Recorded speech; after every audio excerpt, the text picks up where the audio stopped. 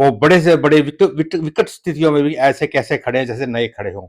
अभी आप केदार की बात करें तो वहां पे कितनी भयंकर त्रासदी आई थी, लेकिन मंदिर को कोई नुकसान नहीं पहुंचा। नेशन के फोरम पर मुझे सम्मानित किया गया था और राष्ट्रपति भवन में मुझे डिनर दिया गया, सम्मानित किया गया, स्वागत किया गया था। की स्टार्टिंग होते उसी समय जैसे जैसे बच्चा बढ़ता चल जाता है उसका भाग्य लिखा जाता है ब्रह्मा जी के द्वारा। जब कोई बच्चा पैदा होता है, आकर के अपनी पहली सांस लेता है, उस समय ब्रह्मांड के अंदर, आसमान के अंदर ग्रहों की स्थिति क्या थी, सूर्य किस डिग्री पे था, चंद्रमा किस डिग्री पे था, बुध किस तरह, ऐसे 9 के 9 ग्रह की डिग्री है, वो किस डिग्री पे थे और उनकी जो रेज है उस बच्चे पर किस एंगल से पड़ रही है, ये इंपॉर्टेंट, यही कुंडली है। किस राशि में जो है बच्चे ने जन्म लिया।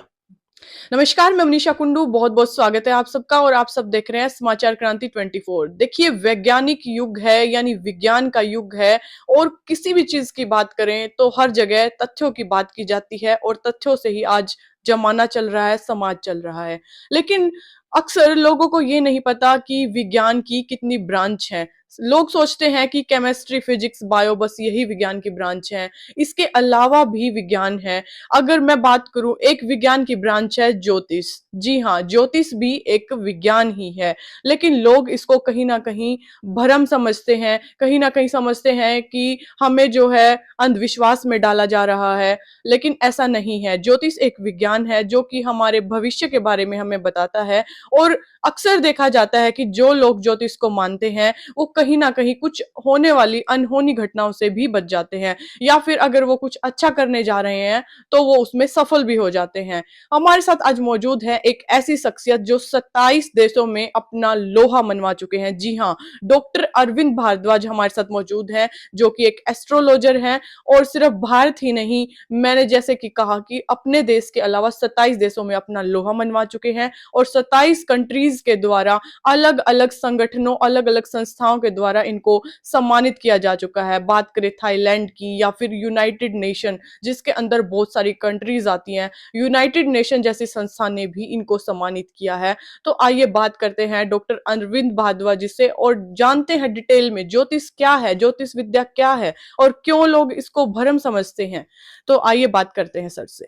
सर नमस्कार। नमस्कार, आपके सभी दर्शकों को भी मेरा नमस्कार। नए साल की सभी को शुभकामनाएं। सर, जैसा कि मैंने कहा कि आप भारत ही नहीं 27 देशों की यात्रा कर चुके हैं और इतनी जगह अपना लोहा मनवा चुके हैं। सर, थोड़ा सा मैं चाहूंगी आप भी अपने बारे में बताएं। जी बिल्कुल। देखिए, सबसे पहले तो आपने एक सवाल किया था कि ज्योतिष क्या है। सृष्टि के साथ ही ज्योतिष की उत्पत्ति हुई थी। ज्योतिष के बगैर आदमी का सर्वांगीण विकास होना मुश्किल है। हाँ, कुछ अंधविश्वासी लोग हैं जो ज्योतिष को नहीं मानते, लेकिन वो विज्ञान को तो मानते हैं। ज्योतिष विज्ञान है, प्योर साइंस है।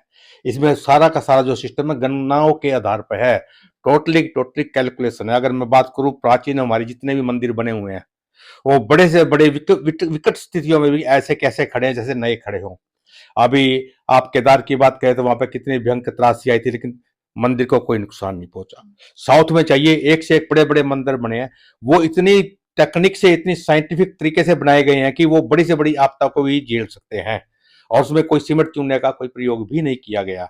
और मैं अपने आस के पास की बात करूं तो अपने पास एक अजूबा है क्लैत के अंदर, कपिल मुनि का मंदिर, जो बगैर किसी गारा ईंट सीमेंट के बना हुआ, प्योर ईंटों पे ही बना हुआ है। वो इतने हजारों साल के बाद भी आज भी कपिल मुनि का मंदिर सरस्वती के किनारे पे आज भी स्थित है, जो कि हमारी राष्ट्रीय धरोहर में शामिल किया गया है। उसकी जो है विश्व धरोहर संस्था ने भी उसके ऊपर काम करना शुरू कर दिया। ये है हमारी कला, ये है हमारा साइंस, ये है हमारी ज्योतिष, ये है हमारे ऋषि मुनि जिनके द्वारा ये बनाया गया है। सर, 27 देशों में आपको अलग अलग संस्थाओं ने सम्मानित किया है। इस ऊंचाई तक पहुंचने में कितना समय लगा आपको? जी, मैं इसके लिए धन्यवाद दूंगा। एक हमारी भारत की संस्था है उत्तर प्रदेश की, जिसके जो मॉनिटर है, जिसके चेयरमैन अपना वहाँ के पाठक जी हैं, जो उत्तर प्रदेश सरकार में उप मुख्यमंत्री भी हैं।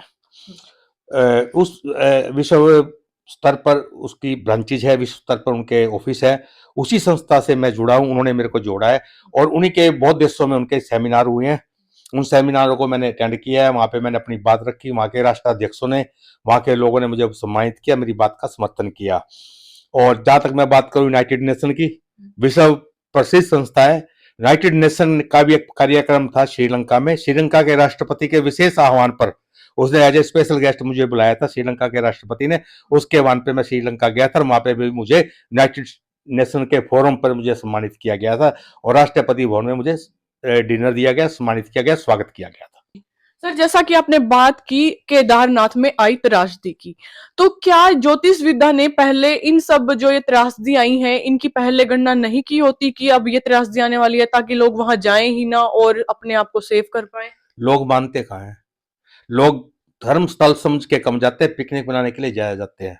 आप जाओगे कहीं भी चले जाइए, आप किसी भी धार्मिक स्थल पर जाइए, लोग रील बनाने लग जाते हैं। धर्म में आस्था कम है, रील बनाने में, पिकनिक में आस्था ज्यादा रहती है। तो इसी का एक परिणाम था। जहां तक बात रही ब्रॉडकास्ट की, भविष्यवाणी की, हमारे ग्रंथ भरे पड़े हैं। अभी मैं आपको लेटेस्ट बता, जो इस टाइम वर्ल्ड में चला, मैंने 3 साल पहले एक प्रेडिक्शन की, बल्कि 4 साल पहले एक प्रेडिक्शन की थी, जब ये इसका अपना यूक्रेन का युद्ध होने वाला था, तब भी मैंने प्रेडिक्शन की थी, अगर 10 दिन के अंदर ये युद्ध रुक गया तो रुक गया, 10 दिन के बाद दुनिया की कोई ताकत इस युद्ध को रोक नहीं सकती। और उसका परिणाम आज इतने साल हो गए कि युद्ध एज इट इज खड़ा है। और सर, इनसे बचा कैसे जा सकता? क्या कोई उपाय है जिनसे हम सब अपने आप को सेव कर सकते हैं? देखो, ये पूर्ण परमात्मा है, ये सब ईश्वरीय शाप के लो या ईश्वरीय के लिए प्राकृतिक की कुदृष्टि के लो, उसकी वजह से चीजें होती है। हमारे यहाँ जैसे भारत है, हमारे पे पुण्य दान धर्म संस्कृति है, ईश्वर में भयंकर आस्था है, लोग हवन जब तप करते हैं, दान पुण्य करते हैं। इसकी वजह से हमारे देश को कभी इतना ज्यादा किसी भी उसमें नुकसान नहीं हुआ है। बड़े से बड़े युद्ध, बड़े से बड़ी आपदा इस देश ने झेली है, लेकिन हर बार ये ऊंचाइयों पे चढ़ा है, शिखर पे पहुंचा है और निखर के निकला है। सर देखिए, अक्सर देखा जाता है कि आजकल जो है मॉडर्नाइजेशन के चक्कर में, चाहे युवाओं की बात करें या फिर किसी की भी बात करें, लोग सोचते हैं कि अपने अपने आप ही फैसला ले लेते हैं कि किसी भी दिन शादी कर लेते हैं या फिर किसी भी दिन कुछ भी सेलिब्रेट कर लेते हैं। और पहले की बात करें तो पहले जो है बड़े बुजुर्ग हर चीज जो है पूछ के ही करते थे कि कब शादी करें। अब देखा जाता है कि चाहे तारा डूब गया हो तो भी शादियां हो जाती हैं। आपका क्या मानना है, इनसे क्या इफेक्ट पड़ रहा है समाज पर? आप देख रहे हैं ना कितने तलाक बच गए हैं। आप देखें, आप कोर्ट में जाइए, आपको पता लगेगा कि तलाक देने वालों की, डाइवर्स लेने वालों की संख्या कितनी बढ़ चुकी है, जो पहले बिल्कुल ना के बराबर थी। तलाक लेना या शादी को तोड़ना ये बड़ा एक किस्म का अभिशप्त समझा जाता था। ऐसे लोगों को ठीक दृष्टि से देखते हैं जिसने अपनी पत्नी छोड़ी हो। लेकिन अब तो लाइन लगी हुई है, ये फैशन बन गया है। क्यों? क्योंकि लव मैरिज होने लगी है, लिव इन रिलेशनशिप हो गया, धर्म की ऐसी तैसी करके रख दिया लोगों ने, उसके परिणाम सामने आ रहे हैं। वैसे ही नाई इन रिश्तों के लिए बड़ा परफेक्ट था, वो जो रिश्ते करके आता था वो परफेक्ट निभते थे, उसमें कोई भी समस्या नहीं आती थी। शादी ब्याह जो है खाली दो लोगों के परिवारों का मिलन नहीं होता, इसके अंदर सब तरह के दुगुण दोष सब चीजें देखी जाती है।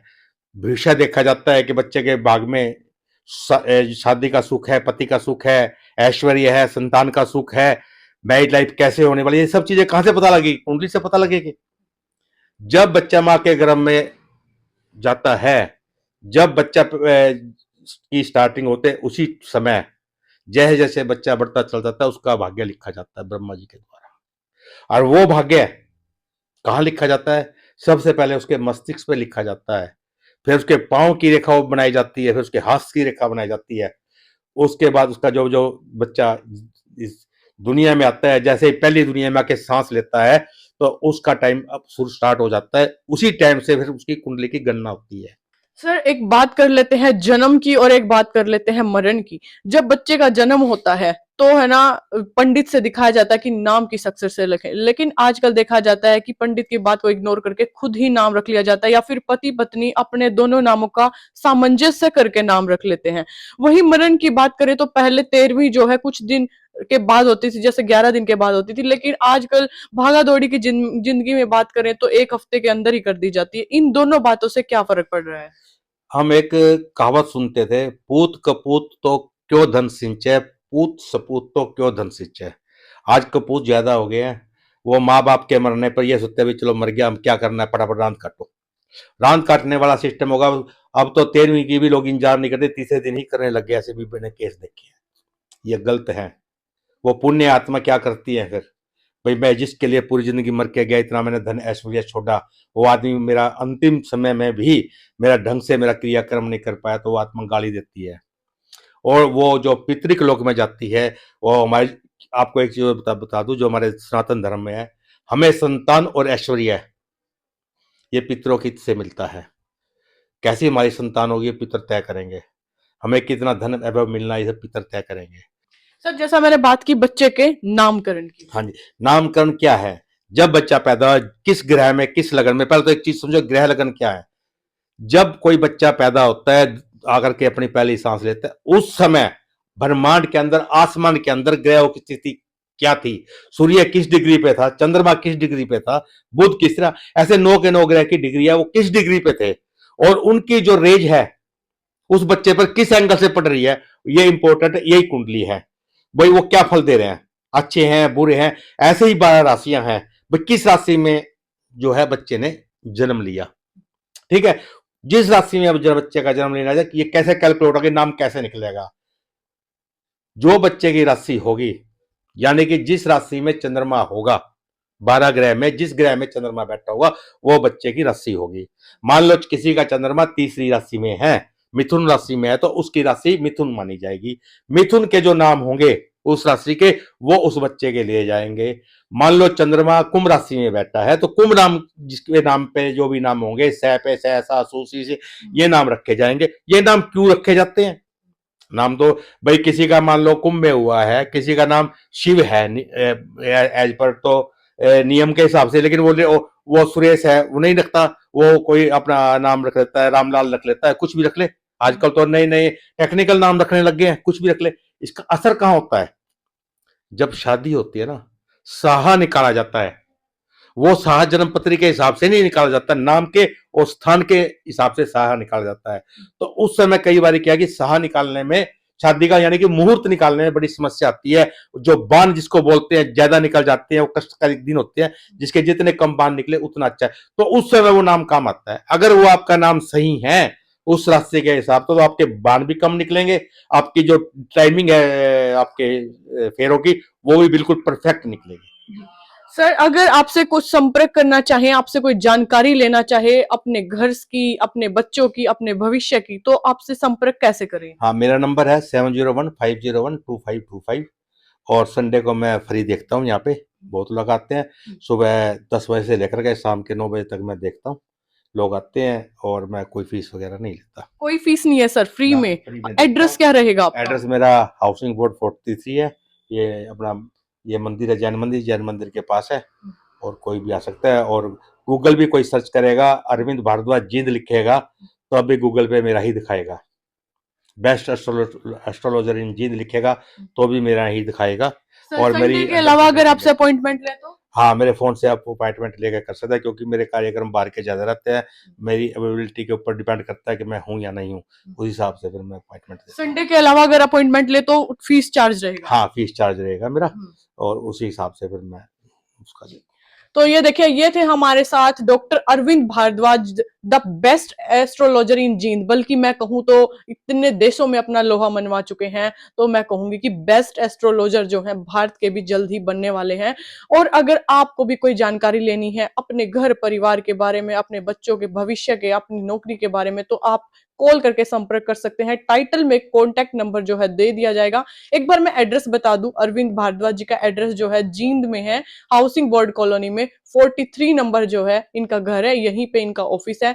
संडे को कोई भी फीस चार्ज नहीं लगेगा। अगर आप संडे को आएंगे तो आप जो भी जानकारी लेंगे आपको कोई फीस चार्ज नहीं देना होगा। इसके अलावा अगर आप वीकडेज में आएंगे तो कॉन्टैक्ट करके आए, अपॉइंटमेंट लेके आए, उसकी आपको फीस चार्ज देना होगा। वीडियो को ज्यादा से ज्यादा शेयर करें, और अगर वीडियो अच्छी लगे तो कमेंट करके जरूर बताएं, और अपनी राय जरूर दें ज्योतिष विद्या के बारे में, कि ज्योतिष विद्या के बारे में आपका क्या कहना है। फिर मिलेंगे एक नई अपडेट लेकर, तब तक धन्यवाद। जय हिंद, जय भारत।